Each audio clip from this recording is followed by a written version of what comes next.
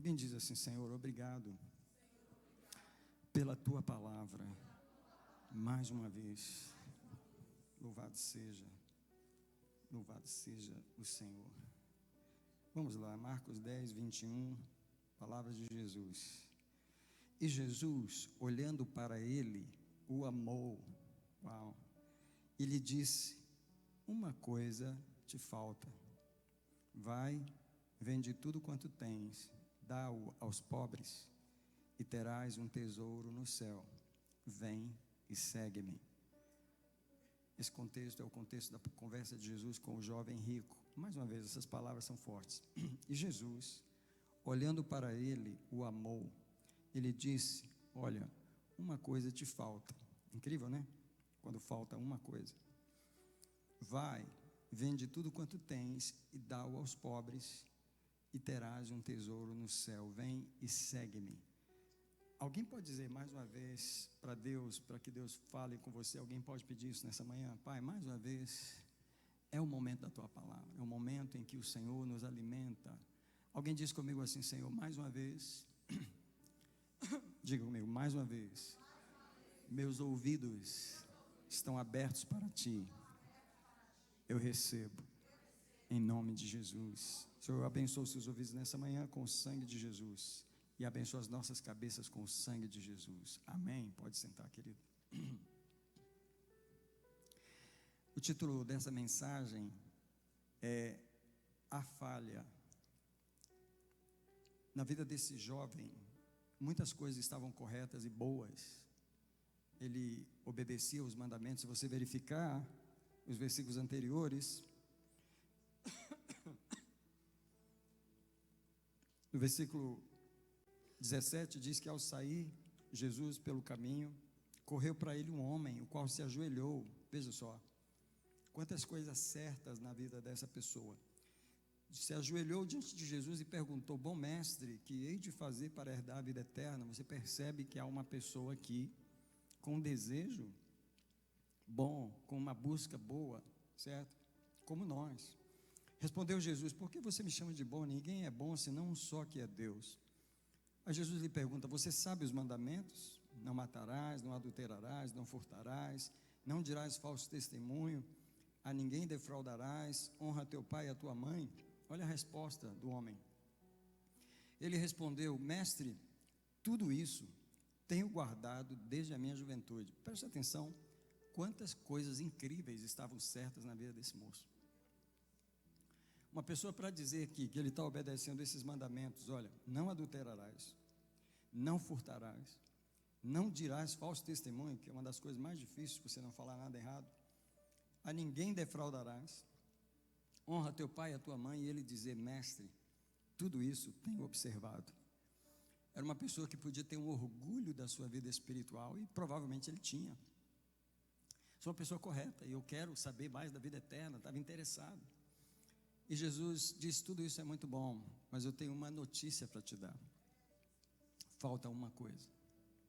É sobre essa uma coisa que falta na minha vida e que falta na sua, que eu quero falar nessa manhã.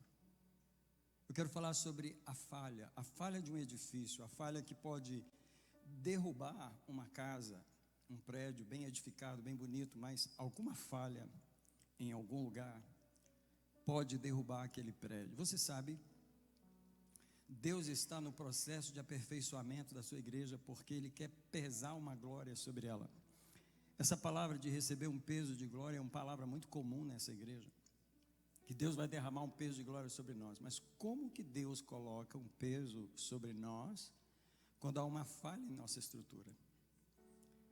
Deus não vai fazer isso, como aquele juiz que a irmã acabou de falar, que o juiz negou para o rapaz porque ele não estava pronto. Quantas coisas Deus tem que nos negar temporariamente porque não estamos prontos, porque Ele sabe que a falha que pode derrubar o prédio não foi corrigida. A minha preocupação enquanto eu busco a Deus é que Ele corrija a minha falha. É que Ele vá naquele ponto onde, se Ele colocar o estresse, e a glória de Deus é uma coisa estressante, o poder, a responsabilidade, os dons, que eu não venha sucumbir. Porque é incrível que a gente está cansado de ver pessoas muito talentosas, ungidas e poderosas em Deus de forma legítima. Diga comigo, legítima. Pessoas que têm um dom verdadeiro, pessoas que são chamadas, pessoas que são usadas por Deus, porém a falha estraga tudo. A falha estraga tudo. A falha estraga o ministério, a falha estraga as profecias que fala, a falha estraga a pregação que faz, a falha estraga as orações que faz. A falha precisa ser corrigida, porque é a falha que é o problema. Jesus, ele enfatiza na vida desse moço, que ele conhece a falha do moço. Gente, Jesus conhece a nossa falha, e ele quer corrigir, ele quer nos alinhar, ele quer nos aperfeiçoar. Eu queria dizer que uma das coisas desse versículo é que o verso começa dizendo assim: e Jesus, olhando para ele, o amou com a falha. Sabe, Jesus nos ama com essa falha, porém ele não fica só amando a gente sem mexer na falha. Gente, aqui está algo importante para nós, porque a gente, como servos de Deus, enfatiza tanto o amor de Deus que a gente ignora que ele sabe a nossa falha. E que ele muito pacientemente faz um schedule no calendário dele para tocar na falha. Ele faz um schedule para expor a falha. Ele faz um schedule na nossa vida para espremer a falha. Ele faz um schedule na nossa vida porque ele nos ama. Nós somos a criação perfeita dele. Ele não vai deixar a gente com defeito. Quem acredita nisso? Que Jesus não quer a gente com defeito. Porém, ele está olhando para nós, ele está amando a gente. Ele está vendo o potencial que a gente tem, mas ele não está ignorando a falha que a gente tem. E ele olha para o moço e fala: olha, você tem quase tudo perfeito, quase tudo, mas te falta uma coisa, e é essa coisa que eu queria resolver para você. Veja só, Jesus quer resolver a coisa. Deixa eu parar para isso entrar dentro do seu espírito. Jesus quer resolver a coisa, aquela que sempre nos envergonha, aquela que termina sabotando tudo, aquela que sempre sabota a nossa vida. Cada um tem a falha. Ela te envergonha, ela te expõe, você faz de tudo, gasta tanto de energia para esconder, porque aquilo te envergonha. Aquilo é uma fraqueza que só você sabe, às vezes outras pessoas já sabem, mas tipo assim, aquilo é algo que você corre o mundo inteiro para esconder aquilo. Porque você conhece a sua falha. No Salmo 51, no versículo 3, Davi conhecia a sua falha, e ele diz assim: o meu pecado está sempre diante de mim, sempre diante dos meus olhos. Em outras palavras, se não fosse essa tal dessa falha que eu tenho, minha vida era perfeita. E como se Deus olhasse para nós e falasse assim: na verdade, de certa forma, eu preciso dessa falha aí, porque eu preciso de uma dependência de você através dessa falha, mas eu quero que você aprenda a lidar com a falha. Eu quero que você saiba que eu estou apontando para a falha, eu preciso que você ore sobre ela, eu preciso que você traga ela a mim, eu preciso que você deixe a gente conversar sobre ela. Eu preciso que você deixe eu tratar essa falha, porque se eu não corrigir a falha do jeito que você gostaria, por exemplo, se eu não eliminar ela da sua vida, eu vou te dar uma outra forma de superar a falha, através da minha graça e do meu poder. De todas as formas, eu vou resolver a falha para você. Eu penso que isso é um grande conforto para todos nós. Eu queria dar oportunidade para essa pessoa maravilhosa que está entre nós, que é tão divina, que não tem uma falha, que pudesse colocar de pé e vir aqui pregar para nós, porque eu poderia me sentar para te ouvir. Porque se você estiver no nosso meio, eu quero te conhecer, eu quero te dar um microfone.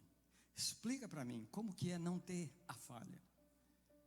Mostra para mim, porque todos esses anos meus buscando a Deus, a coisa que mais me quebranta, a coisa que mais me humilha, a coisa que mais me leva a chorar diante de Deus, é o conhecimento da minha falha. Quanto mais eu busco a Deus, mais eu fico consciente daquela área fraca em mim, daquela área que eu preciso. Então Deus fala duas coisas para mim: eu posso resolver a falha, eu quero resolver a falha. E se eu não tirar ela completamente, como eu não tirei o espinho de Paulo, eu te prometo que eu quero prover para você uma graça e um poder, para você viver com a falha como se ela não existisse.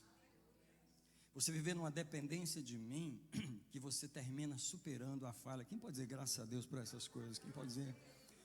Essa é a palavra de Jesus para nós nessa manhã. Essa é a palavra dele para nós nessa manhã. Não sei se vocês se lembram que no mês de abril nós passamos o mês inteiro orando o Salmo 139.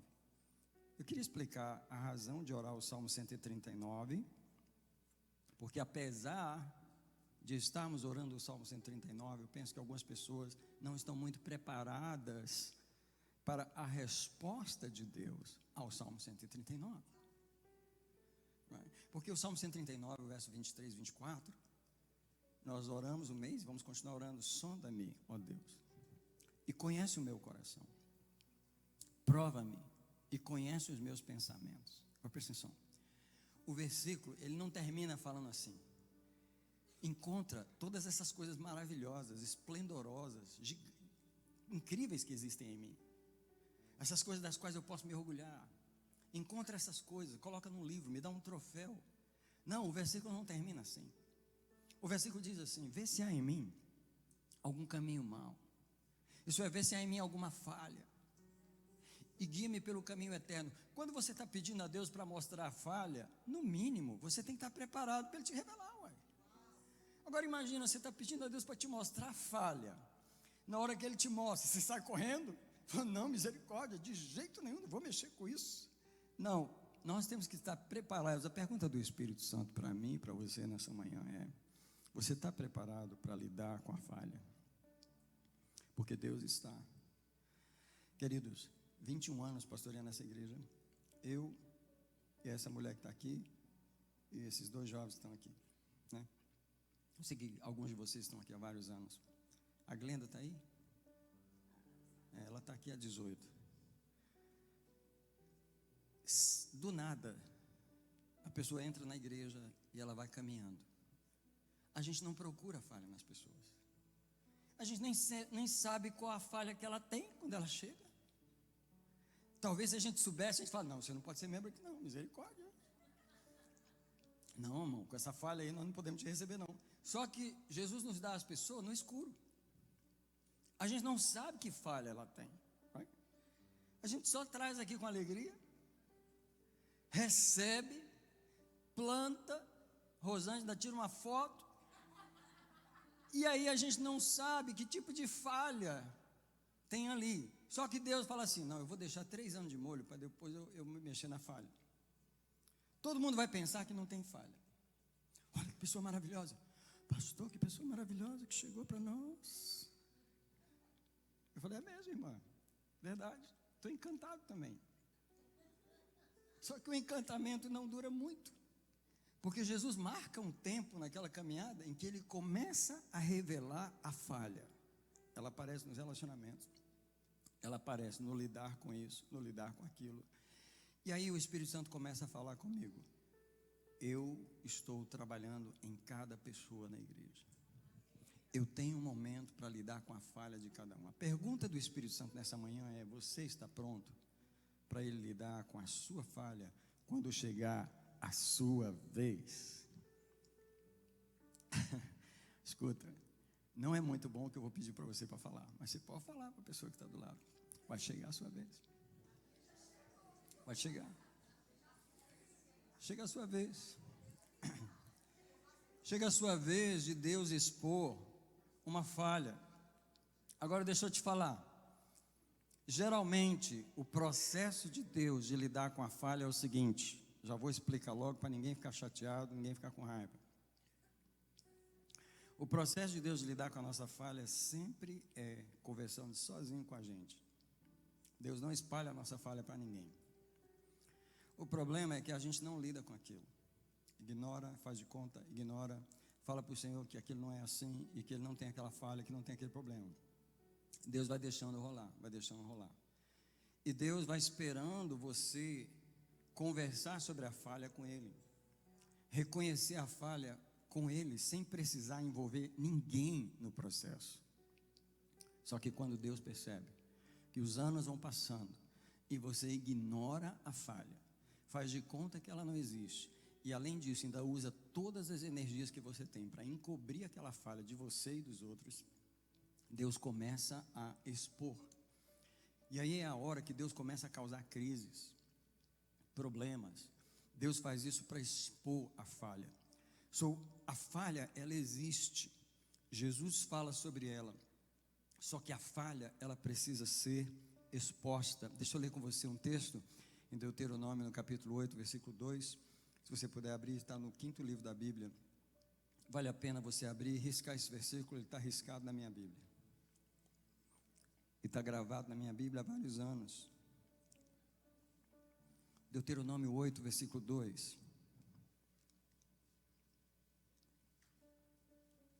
Te lembrarás de todo o caminho pelo qual o Senhor teu Deus te tem conduzido. Preste atenção que Deus conduz você por um caminho. A propósito, durante esses 40 anos no deserto, a fim de quê? De te humilhar e te provar. Para quê? Para saber o que estava no teu coração, se guardarias ou não os seus mandamentos. Veja como Deus é, guia eu e você por um caminho que vai terminar colocando pressão na falha, que vai terminar humilhando a gente e que vai terminar expondo situações que é melhor a gente começar a lidar com elas, porque Deus quer descobrir o que está em nosso coração, a falha escondida, e Ele quer saber se nós vamos obedecer. O final do versículo, o objetivo é a obediência. O objetivo é você se curvar ao microscópio do Senhor e encontrar a falha, concordar com Deus que a falha existe, levar ela ao Senhor e lidar com ela humildemente diante do Senhor, só você e Ele. Quando nós falhamos nesse processo, e deixa eu dizer para você que a maioria de nós falha nesse processo miseravelmente, Deus termina causando crises mais fortes, e Ele termina nos expondo publicamente. O versículo 3 diz assim: sim, Ele te humilhou. Se alguém pensa que Deus não pode humilhar um ser humano, ouça isso. Ele te humilhou. Como é que Deus te humilha? Às vezes Ele te envergonha publicamente, às vezes Ele deixa você cometer um erro na frente de tanta gente que não tem como as pessoas não falarem. Não tem como aquilo não se tornar público, não tem como aquilo não gerar um bafafá, não gerar uma coisa, porque você se recusou a lidar com aquilo no quarto. Deus está sendo obrigado a lidar com aquilo na sala. Ele te humilhou e te deixou ter fome. Alguém vai falar que Deus não deixa você passar fome. Alguém vai falar que Deus não deixa você passar fome. Deus está dizendo para Israel, Ele te deixou ter fome. Em outras palavras, não é tirar o alimento completo para você morrer, mas Ele torna aquilo escasso, ao ponto de colocar uma pressão em você para ver o que você revela quando está com fome. Você quer ver como uma pessoa é quando ela está com fome, como que ela fica, como que ela reage. Deus está dizendo nesse versículo que Ele deixou Israel ter fome. Gente, alguém diz comigo assim: Deus sabe testar a gente. Gente, olha, se você fosse o dono de uma companhia que fabricasse um produto, você ia sempre testar o produto como eles fazem. Eles testam o produto antes de colocar no mercado. Ei, Deus testa o produto aqui, antes de colocar no mercado. Deus testa o produto. Você diz, é o diabo, repreende, jejuma, e não é diabo, é Deus. Ele está pressionando, Ele pode até usar o diabo, mas Ele está fazendo uma pressão ali, uma obra. Ele quer lidar com a falha, e Ele lida com amor, mas Ele lida decididamente. Te deixou ter fome, te sustentou com maná. Deus está expondo a falha. E eu quero dizer que a falha, ela é um trunfo na mão do inimigo, e Deus sabe disso. Deus sabe disso. O inimigo, ele conhece as nossas falhas, ele explora as nossas falhas. Você já deve ter tido essa experiência do inimigo perseguir você sempre naquela área. Por que sempre naquela área? Porque é a área da falha. Eu não sou da roça, tipo assim, eu sou garoto da cidade, mas eu já ouvi falar que quem é da roça sabe que o boi inteligente, que vive num cercado, ele sai testando os postes da cerca. É verdade, irmão? Ele sai empurrando para verificar qual o poste que está mais mole, mais frágil. E o boi, até o boi é inteligente o suficiente para não ficar botando força num poste que está bem firme. O diabo, ele sai na vida da gente, testando as áreas que tem firmeza e as que não tem. As que ele encontra a insegurança, a falha, ele falou: achei o lugar em que eu vou exercer um pouquinho mais de pressão, e aqui eu vou derrubar. Jesus sabe que o inimigo pode nos derrubar na falha. Então, por que é que Jesus quer conversar com a gente sobre um assunto tão desagradável? Porque Ele quer resolver o problema, Ele quer nos livrar do inimigo. Nós precisamos ter graça. Alguém diz comigo: Senhor, me dá graça para conversar com você abertamente sobre a falha. Irmãos, a melhor forma de resolver a falha é no quartinho com Jesus. Não na reunião com pessoas, não no gabinete pastoral, não na reunião de família. Deus não quer esse tipo de reunião. Deus só leva esse tipo de reunião quando é um absurdo, quando você não escuta mais. Quando Deus vem lidando com você, lidando, Ele é obrigado a te levar a um lugar. Então, Pedro tinha uma falha, muita autossegurança, muita autoconfiança. Imagina, Jesus, todos podem te negar, mas tem um cara aqui, olha, tem um cara aqui, que ele até morre com você. E Jesus olhou para aquilo, e o diabo olhando para Pedro, e o diabo olhando: eu te conheço, Pedro, essa autoconfiança tão grande é o lugar onde eu vou te pegar, é a falha. Então, em Lucas 22, 31, Jesus diz que Satanás requereu peneirar Pedro. Ele pediu autorização para tocar na falha. Sabe quando Deus dá autorização? Deus dá, porque Deus tentou lidar com a gente, desde a nossa vida cristã, desde o comecinho. Deixa eu falar para vocês, vamos conversar abertamente, vamos conversar. No começo desse texto, o rapaz chega para Jesus e fala: olha, eu obedeço esse mandamento, esse. E tem mais, eu faço isso desde a minha infância. Eu sou um cara. E Jesus conversando, dizendo: cara, eu sei da tua experiência religiosa, mas o problema é que você nunca resolveu a falha. E a falha vai destruir tudo isso. E a conversa do inimigo comigo sobre você, não é sobre os mandamentos que você obedece, é sobre a falha. Então, eu quero conversar contigo sobre isso, vamos resolver isso. Deixa eu tocar nesse ponto, deixa eu sarar você nessa área. E o diabo pede para peneirar Pedro. Naquele momento, Jesus não permite, Jesus intercede por ele, mas você sabe que Pedro negou a Jesus. Por quê? Porque Jesus finalmente permitiu o inimigo tocar na falha. Deixa eu falar da falha de Davi. Poxa, o rei Davi, o maior rei de Israel, o cara que é falado segundo o coração de Deus. Porém, Davi tinha uma falha, Davi tinha uma falha que Deus conhecia. Porque Davi, ele teve uma mulher, depois ele teve outra, depois ele teve outra, depois ele teve outra. Olha, se você olhar a história de Davi, ele foi acumulando esposas. Sabe quantas ele tinha? 8. Como rei, oficialmente, legalmente falando. Só explicar para você que em nenhum lugar da Bíblia Deus concordou com isso. Ele tolerou isso em algumas épocas, porém era uma falha. Um homem que já tinha 8 mulheres, porque eu precisava conversar com um cara desse, precisava sentar ele e perguntar para ele assim: explica para mim, tem 8 te esperando e você ainda vai matar o outro cara para pegar a mulher dele? A outra? 9? Porque o caso de Davi, qual foi o único pecado terrível de Davi? A falha de Davi foi Batseba, e assassinou o marido dela. Como é que o cara chega ao ponto de assassinar o marido da mulher para poder ter mais uma mulher, a 9ª? Diga comigo: a falha. Agora, você acha que aquele homem que escreveu os Salmos, aquele homem que vivia de oração, aquele homem que era tremendo com Deus, Deus não falava com ele sobre essas coisas? Havia algum endurecimento na vida de Davi? Porque não vem dizer que todo homem da Bíblia era perfeito e nenhum deles tinha uma falha. Só de passagem, deixa eu lembrar para você aqui, rapidinho, a falha de Abraão. Quem se lembra qual era a falha de Abraão? Cara, a falha de Abraão, olha só, o homem que é o pai das nações. O cara tinha medo de morrer, porque tinha uma mulher bonita, e na cabeça dele, eles vão me matar por causa dela. Então, ele pediu para ela dizer para todo mundo que era irmã dele. Explica isso para mim. Deus está olhando, sabe, irmãos, olha para mim, por favor. Eu vejo Deus olhando para o seu povo, e falando assim, eu não acredito, cara. Eu não acredito, você é meu servo. Eu vou te usar para o mundo inteiro. Você é o pai das nações, mas tu tem uma falha. Eu estou vendo a tua falha. Abraão mente.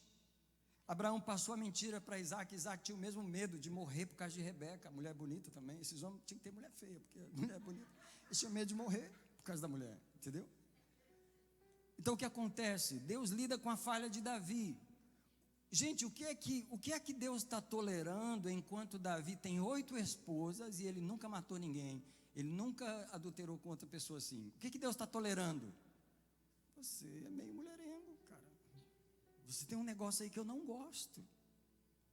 Mas você sabe qual o nosso problema com a falha? Eu vou te explicar. Porque Deus está nos abençoando.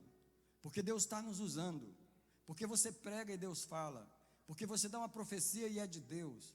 Porque tem uma unção na sua vida, porque você ora e Deus liberta. Você acha que a tua falha não tem nada a ver, que ela não existe. Só porque Deus está tolerando a falha, você passa a ignorar ela não existe, eu sou perfeito. E Deus está dizendo assim, eu não esqueci que você é mulherengo, você tem 8, e eu vou permitir você fazer um absurdo, para eu mostrar para o mundo inteiro a tua falha. Come on, church. Come on, church. Jesus vira para o rapaz e fala, uma coisa te falta. Você é muito bom, você é o cara da igreja. Você obedece desde a infância, mas ei, eu não ignoro você. Existe uma falha que você nunca deixou eu corrigir. Agora, é incrível, Davi passa a falha para Salomão. Explica para mim, rapaz. Se você queria ter uma conversa com Davi, imagina com Salomão. Imagina, a coisa era feia na vida de Salomão. A coisa era feia. Irmãos, preste atenção numa coisa. Um rei tão incrível como Salomão. Sabe quando Deus coloca as coisas mais preciosas que ele tem na vida de um ser humano? Ele colocou ele como o maior rei de Israel, o rei mais rico, o rei mais excelente. Sabe quando Deus te dá a oportunidade de ouro, porém a tua falha vai estragar tudo? Aconteceu com Salomão. Sabe o que Salomão chegou a fazer? Sacrificar os filhos aos demônios. Como é que um cara que servia a Deus, que era filho de Davi, por causa da falha, irmão? Gente, a gente não pode ignorar essa falha que tem em nós, porque Jesus a conhece. Sansão, explica para mim. O cara tem uma força, o cara tem uma unção, mas qual é o problema de Sansão? Eu vou te falar o problema específico de Sansão. Sansão, o problema dele não era mulher, porque ele poderia ter qualquer mulher. O problema de Sansão era específico tipo de mulher que ele gostava. Ele gostava de prostituta. Sabe por quê? Quando ele estava em Gaza, que ele passou a noite em Gaza, que era uma cidade filisteia, ele estava dormindo na casa de uma prostituta. Não tem o nome dela na Bíblia. Dalila não é a primeira prostituta na vida de Davi, ela é a última, de Sansão, ela é a última. Sansão sai da casa da prostituta, arranca as portas de Gaza e coloca lá em cima do monte. Veja, o cara passou a noite se prostituindo, mas a unção funcionou de manhã. Ele vai parar de se prostituir? É por isso que os crentes não se arrependem. É por isso que pastores não se arrependem. É por isso que gente usada por Deus não se arrepende. Porque como Deus não tira a unção, ela está funcionando apesar da falha, ele ignora a falha, e Deus está dizendo, ei, eu não estou ignorando não, eu vou te pegar.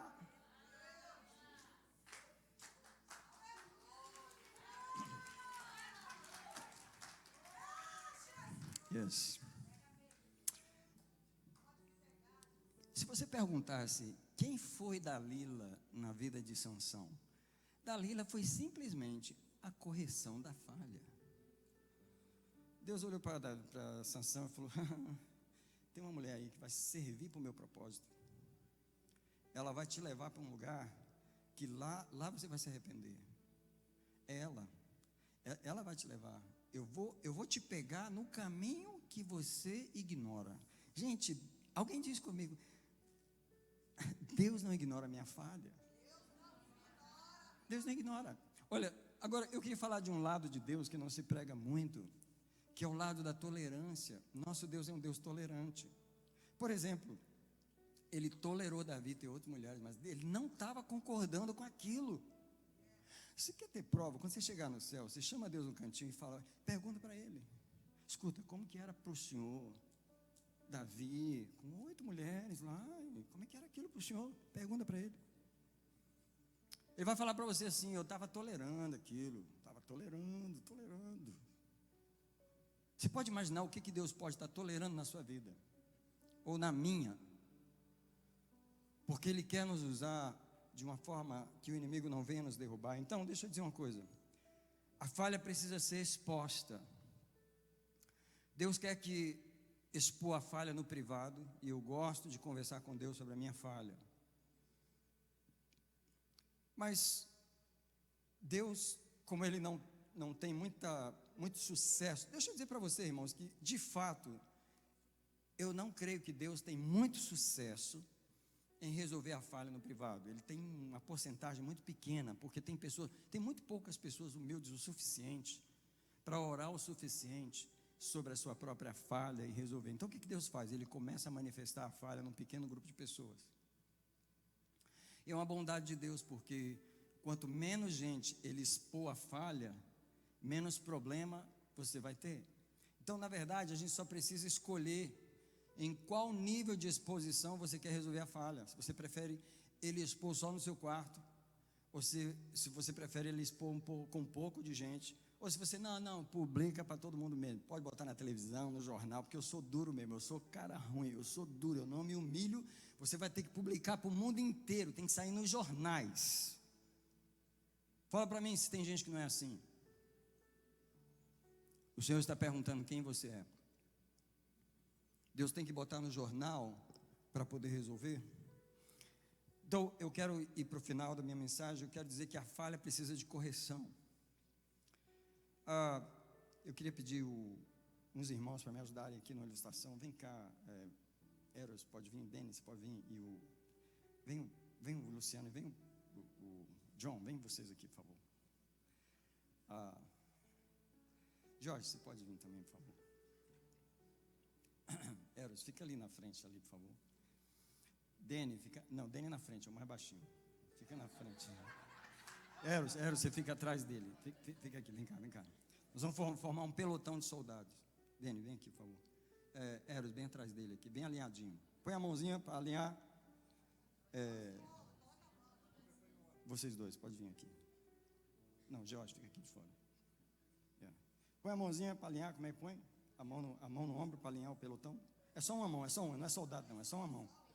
Só a mão esquerda para alinhar. Alinha aí, alinha. Alinha pela mão. Ei, você está fora da linha, irmão? Come on. Vai para trás. Ok? Vem cá, você é o capitão. Você está aqui. Então ele é o capitão do pelotão. Fica da frente para eles. Pode baixar a mão. Está alinhadinho? Está não, Luciano. Mais para cá, velho. Isso. Está tudo alinhadinho? Deus quer a nossa vida alinhada. E sabe, Deus quer corrigir a falha. Ele quer que a gente esteja alinhado. Então, Ele coloca autoridades na vida da gente. Ele coloca os pais. Ele coloca professores. Ele coloca pessoas. Porque, vamos marchando. Todo mundo marchando. Isso, marchando. Aí, esse soldado aqui começa a ter uma ideia fantástica. Sabe qual é? Marchar fora do alinhamento. Olha que bonitinho ele. Olha que bonitinho ele. Ele quer ser sozinho, fora do alinhamento. O capitão já começou a mandar ele de volta. Ele foi humilde. Ele voltou para o alinhamento. Porque quando alguém te corrige, Deus está dizendo: volta para o alinhamento. Porém, ele é do soldadinho orgulhoso. Ele já voltou para fora da fila de novo. Só que dessa vez, volta para lá. Eu vou ser mais um soldado aqui. Vai? Todo mundo marchando, vai lá. E o capitão está lá. Se alguém começa a marchar fora, ele vai saber ou não vai? Ele vai vir falar com você ou não vai? Só que esse soldado é o seguinte: qual o problema? Ele está tentando me fazer voltar para lá, mas eu não quero voltar para lá. Eu achei o meu próprio lugar de marchar. Eu achei a minha própria forma de marchar. Eu não aceito você me alinhar. E agora? E agora? Ele está dizendo: sai do pelotão. Vou voltar para o seu lugar, obrigado.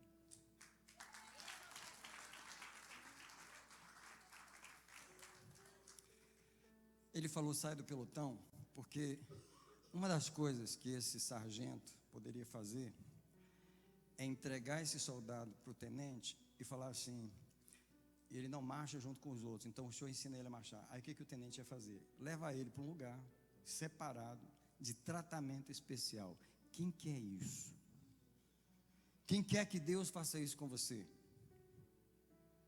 Quem sabe que Deus pode fazer isso? Aliás, quem sabe que Deus realmente faz isso? Agora, deixa eu dizer uma coisa para você.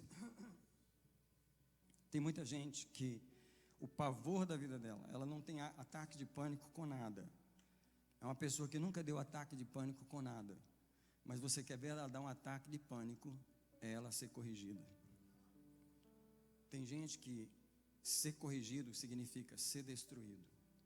Ei, ser corrigido não significa ser destruído. Ser corrigido significa apenas que Deus valoriza você o suficiente para te voltar para o alinhamento. Porém, quando você acha que ser corrigido é ser destruído, você começa a se justificar, você começa a se defender, e você começa a lidar, brigar e se defender com quem está te corrigindo. E o que acontece? Uma das coisas que a pessoa que está no pânico, no desespero de uma correção, é que ela começa a acusar os outros ao redor. Ela tenta se agarrar como alguém que está se afogando, ela tenta se agarrar nas pessoas que estão erradas ao seu redor também, e ela tira toda a culpa dela, e ela tenta envolver os outros naquela situação, quando Deus não está corrigindo nenhum dos outros, Deus está corrigindo só ela. Alguém diz comigo: ser corrigido não significa ser destruído. Pelo contrário, em Hebreus, a palavra de Deus diz, fala aqui, porque nós somos filhos, o Pai nos corrige, Ele nos corrige porque Ele nos ama. Então a pergunta de Jesus nessa manhã não é se você não tem falha, é se você deixa Deus corrigir a falha. Porque Ele virou para o jovem e amou o jovem, e Ele sabia que o jovem tinha falha. Alguém diz comigo: Deus me ama com a minha falha. Só que não empolga muito não, porque Ele vai corrigir ela. Não fica empolgado que Ele te ama só do jeito que você está, não, porque Ele vai dar um jeitinho de corrigir. Rapidamente, eu queria dar 2 exemplos na Bíblia. O primeiro é Saul, quando ele saiu do alinhamento, Deus envia o profeta Samuel, no capítulo 15 de 1 Samuel, e eu vou ler os versículos. Saul denuncia o erro de Samuel. Samuel denuncia o erro do rei Saul em 1 Samuel 15, no versículo 11. Deus diz para Samuel: eu me arrependo de ter posto Saul como rei, pois ele deixou de me seguir, não cumpriu as minhas palavras.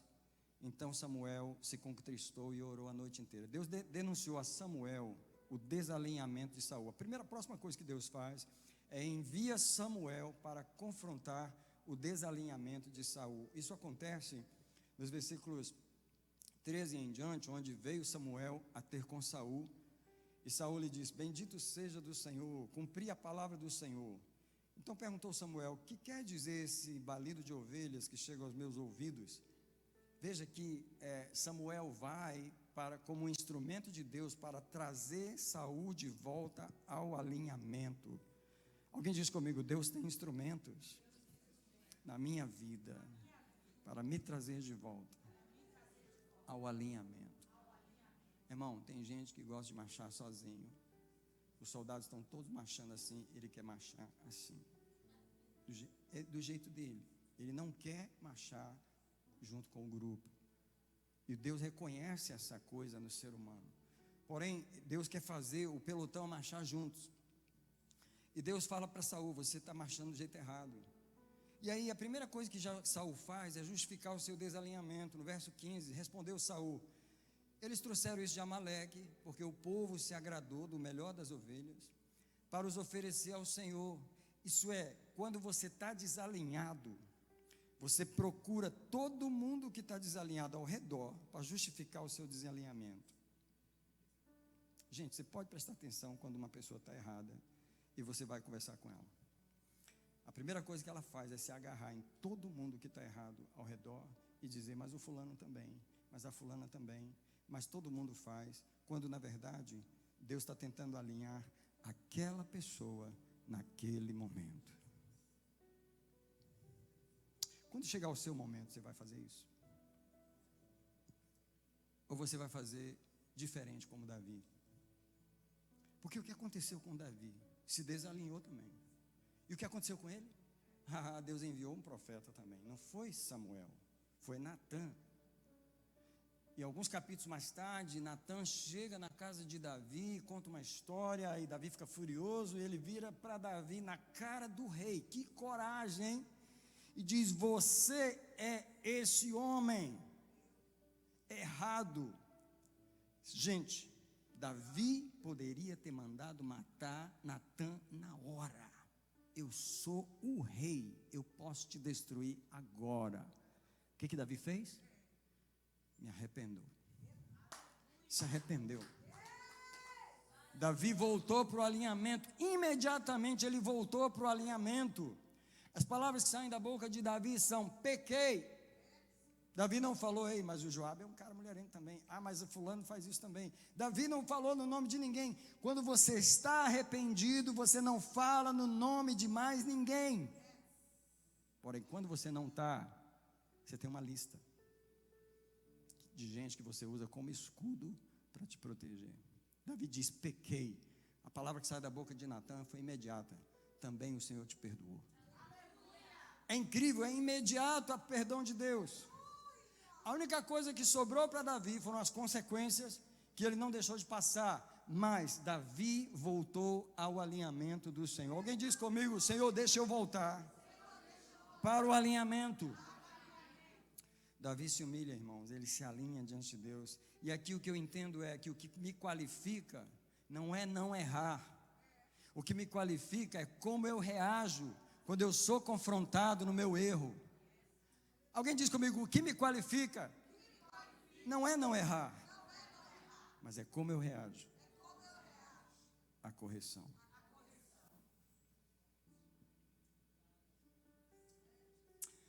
Eu não sei porquê, é uma coisa da minha natureza. Vou explicar para vocês. Que quando eu venho aqui orar, eu sempre venho aqui orar, sozinho. E vocês sabem, né? Termina o culto, quando todo mundo sai, essas cadeiras, elas ficam bem desalinhadas. Isso é normal, né? As cadeiras movem de lugar. E eu saio alinhando as cadeiras. Existe algo dentro de mim que eu não consigo orar com essas cadeiras desalinhadas. Você pode dizer que é um problema, talvez seja. Não é toque não, irmão, é organização mesmo. O Espírito Santo, ele gosta das coisas alinhadas. Incrível que enquanto eu saio alinhando essas cadeiras, o Espírito Santo fala comigo. Ele fala assim, do jeito que você está alinhando essas cadeiras, eu quero alinhar a sua vida. Eu quero alinhar os seus sentimentos. Eu quero alinhar os seus pensamentos. Eu sou um Deus alinhador, eu gosto das coisas retas. Siga o meu alinhamento. Queridos, Deus está nos alinhando para descer uma glória sobre nós. Mas nós precisamos deixar Deus lidar com a nossa falha. E como eu disse, Ele pode lidar com a falha de maneiras diferentes. O último verso que eu quero ler para terminar a mensagem está em 2 Coríntios 12, é aquele lugar onde o apóstolo Paulo conversa com Deus sobre a falha. É o espinho que fere Paulo em 2 Coríntios 12. Acontece nesse capítulo que Paulo tem várias revelações, ele é levado ao céu. Gente, é muito perigoso quando Deus levanta uma pessoa espiritualmente. Deixa eu falar uma coisa para vocês, você pode me olhar bem nos meus olhos se você quiser. Se Deus descer um dom de profecia e revelação sobre você, qualquer um de vocês, e Deus começar a mostrar para você detalhes específicos da vida de outras pessoas, você se sente um Deus. Você se sente um Deus, porque você sabe coisas que só Deus sabe.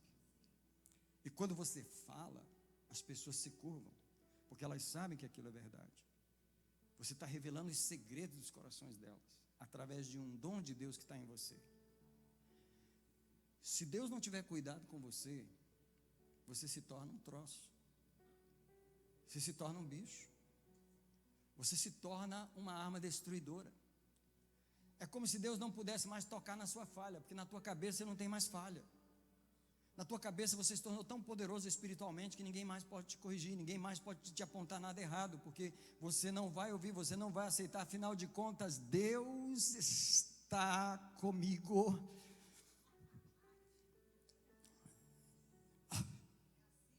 É assim, irmãos, é assim. O que Deus gostaria de fazer? Ele gostaria de nos manter humildes. Qualquer revelação que Ele desse para nós, qualquer poder que Ele derramasse em nossa vida, qualquer unção que Ele derramasse em nossa vida, nunca nos fizesse esquecer que nós também temos uma falha, e que Deus vai tocar naquela falha. Ele vai tolerar ela por anos e anos e anos, e um dia Ele vai botar o dedo em cima dela. Então é o caso de Paulo. O que aconteceu com Paulo? Foi levado ao terceiro céu. Gente, nem no primeiro eu não fui, imagina o terceiro. Paulo foi ao terceiro céu, e ele diz que ele ouviu coisas que não é justo falar para os homens. Ele teve revelações tão incríveis que Paulo não contava. Aí Deus tomou uma providência, para você não se tornar um déspota, para você não se tornar um absurdo no meio da igreja. Eu vou colocar um espinho para te furar, eu vou colocar uma situação na tua vida para te humilhar. E Paulo está lá debaixo daquele sofrimento, e ele está orando e pedindo: Deus me liberta disso, Deus me liberta disso. E no versículo 9, Deus responde a ele e diz: acerca do qual orei 3 vezes ao Senhor, para que afastasse de mim, e ele me disse: a minha graça te basta, porque o meu poder se aperfeiçoa na fraqueza. Enquanto eu estava orando sobre essa mensagem, Deus falava comigo sobre 2 coisas que Ele providenciou para resolver a minha falha. Primeiro, Ele tem uma graça para mim, para eu superar a minha falha, para eu caminhar humildemente com Deus naquela falha. Sabe por que tem coisas que Deus não vai remover da nossa vida? Condicionamentos, situações, que Ele não vai remover para nos tornar humildes. Porém, uma das frases que me pegou forte nesse texto é quando Ele diz que o meu poder se aperfeiçoa na fraqueza. Eu fiz a seguinte pergunta enquanto eu orava para Deus: que poder é esse que Deus tem para nós, tá? Que Ele deve se aperfeiçoar na minha fraqueza, mas que Ele nunca aparece, em que esse poder não se manifesta, e a minha vida continua sendo exposta e não ajuda a minha falha. Em outras palavras, se nós dizemos que temos poder, e esse poder é real, o pastor Paulo Canuto, ele é um homem que revela, ele demonstra o poder quando ele prega. Eu estou falando do poder, esse poder é real na vida da gente, mas se esse poder não pode ser aplicado na minha falha, de que me vale esse poder? De que me vale ter tanto poder espiritual, se eu não posso canalizar ele na minha falha? Se eu não posso apontar ele e mirar ele como um canhão de luz na minha falha, e reconhecer, e estudar ela, e entender ela, e conseguir os subsídios de Deus para superar a minha falha, pois esse é o objetivo de Deus. O meu poder se aperfeiçoa na falha.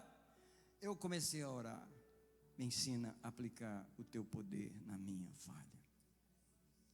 Eu não sei você, mas eu tenho um temperamento muito observador. Eu me observo desde que eu era criança. É uma coisa melancólica. Então eu conheço a minha falha. Eu não sou um sanguíneo. O sanguíneo, ele não tem muita ideia de quem ele é. Ele não se analisa, ele tem muito pouca capacidade analítica. O melancólico, ele tem uma capacidade analítica absurda. Ele analisa tanto que ele fica confuso nas análises dele. Mas a vantagem é que ele se conhece. Eu conheço a minha falha.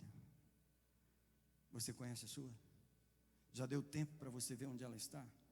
Segunda pergunta: você sabe aplicar o poder de Deus nessa falha? Porque Ele diz que o poder se aperfeiçoa na falha.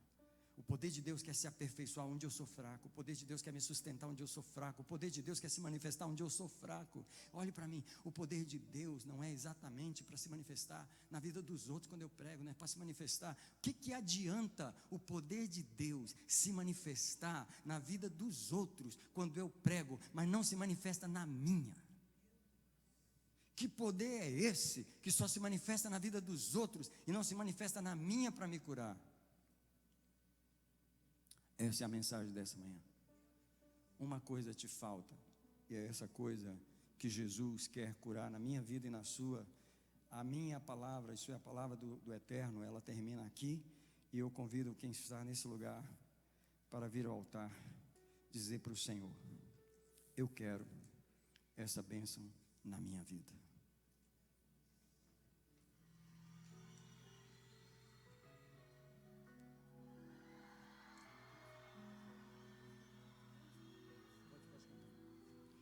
Enquanto você vem, a irmã pode subir aqui, a irmã vai contar um testemunho para nós aqui.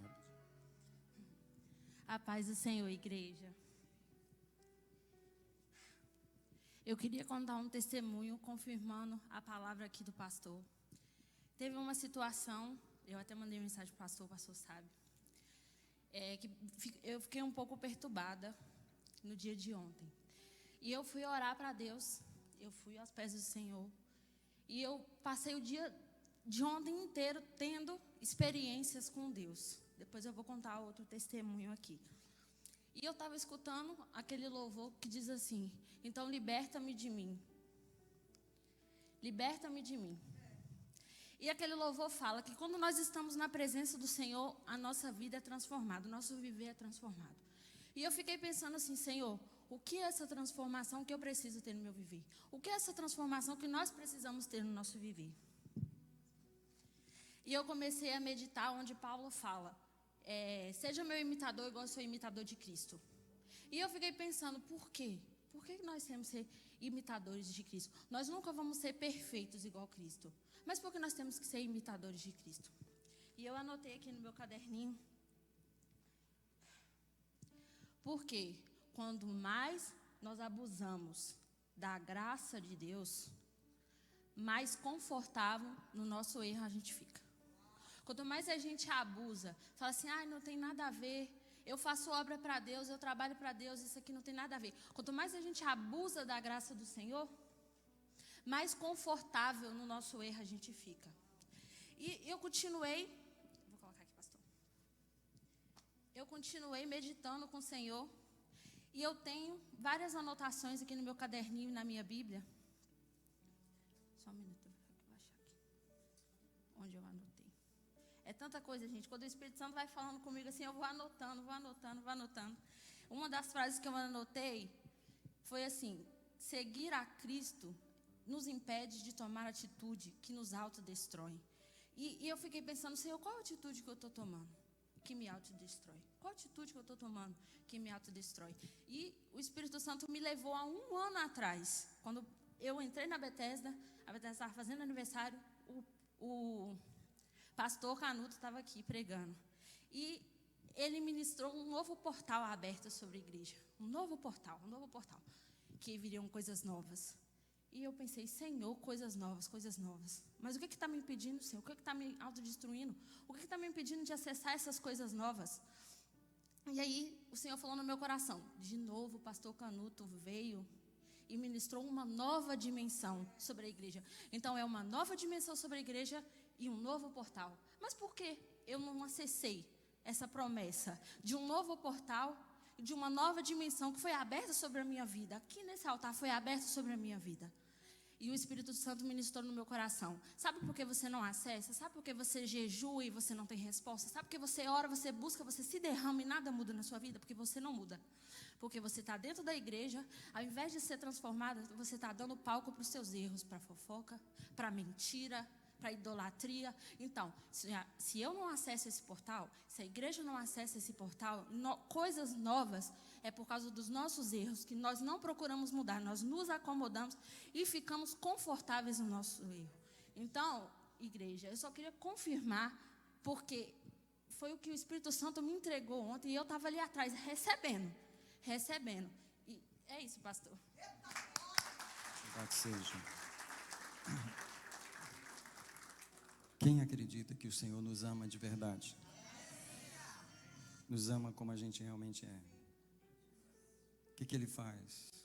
Tolera, tolera, tolera, para poder chegar um momento de lidar com a falha. Pergunta séria do Espírito Santo para nós. Você está preparado? Se chegar o seu momento para o Senhor te levar para a salinha dele e começar a tratar só com você, expor coisas que talvez outras pessoas também tenham o mesmo erro, mas ele não está falando sobre elas naquele momento. É só você. Quem ama o Senhor de verdade o suficiente nessa manhã para dizer para ele: você tem liberdade em mim, você pode curar a falha em mim? Quem quer abrir as mãos só em sinal de rendição a ele e dizer: pode fazer isso em mim? Eu estava orando para você me revelar, sonda-me, sonda-me, sonda-me. Se você está me revelando, não deixa eu ignorar, não deixa eu fazer de conta que a minha falha não existe. Talvez eu já conheça a minha falha, como Davi falou, eu conheço meu pecado, está diante de mim. Mas alguém pede graça nessa manhã, porque ele prometeu graça. Ele prometeu graça para lidar com a falha, e ele também prometeu poder para resolver. Se há espíritos malignos na falha, eles têm que sair, eles têm que ir embora. Quando a gente se humilha, quando a gente confessa, você não pode ficar sendo envergonhado naquela área, você não pode ficar sendo mal falado naquela área, você não pode ficar dando mau testemunho naquela área. Você diz: cura-me, Senhor, para quando você botar o peso da tua glória em mim, eu não ficar pensando que eu não tenho mais falha. Senhor, sara a minha falha. É momento de dizer: sara-me, Senhor, faze a obra em mim. Pai, tu queres derramar um poder, mas corrige a estrutura nessa manhã. Cada um de nós que está nesse altar, cada um de nós que está diante de ti, enquanto essa música toca, você vai orando ao Senhor, vai falando com Ele aí. Se alguém quiser se ajoelhar onde você estiver, você pode fazer, mas eu quero que você fique à vontade diante de Deus. Que você fique à vontade diante de Deus para declarar diante dEle aquilo que Ele quiser, aquilo que Ele quiser fazer na sua vida, tá bom? Pai, viemos mais uma vez nos humilhar, mais uma vez dizer: corrija a minha falha, Senhor. Corrija a minha falha, Senhor.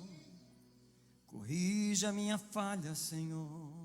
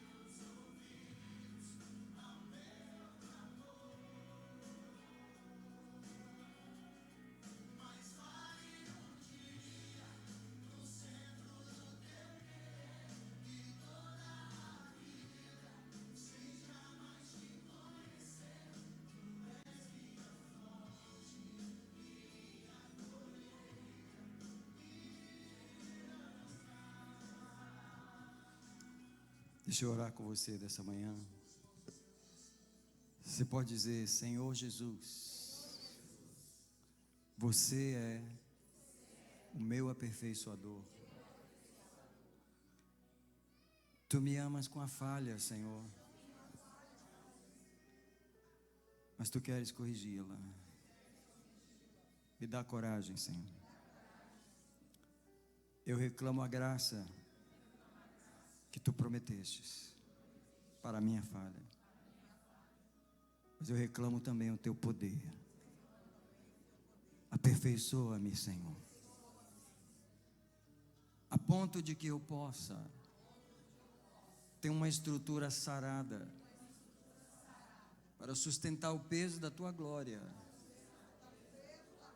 quando ela vier sobre mim. Ora shakabara sakode chichi bakobo shishe shishanakara masai. Deus, há uma igreja humilhada diante de ti, há um povo sincero, honesto. Levanta os obreiros poderosos nesse lugar, levanta os crentes poderosos neste lugar. Eu abençoo essa igreja com uma estrutura poderosa, uma estrutura testada e aprovada pelo Senhor, onde o Senhor pode derramar os dons espirituais, onde o Senhor pode derramar o poder, onde o Senhor pode levar a pessoa a pregar em várias nações, em vários lugares, e orar por muitas pessoas, e operar milagres, e a pessoa não cair da sua estrutura, e não cair no egoísmo, e não cair na glória pessoal.